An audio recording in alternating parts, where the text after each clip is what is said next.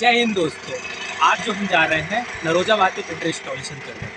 कस्टमर ने कल ही प्रिंटर ख़रीद लिया है और हमको कॉल लगाया कि प्रिंटर इंस्टॉलेशन करा दीजिए। तो हम भी बिजी थे, तो हम बोले कल सुबह पहुँचते हैं। और आज अपन जा रहे हैं लोकेशन पे, जाके देखते हैं और प्रिंटर इंस्टॉलेशन करके दिखाते हैं।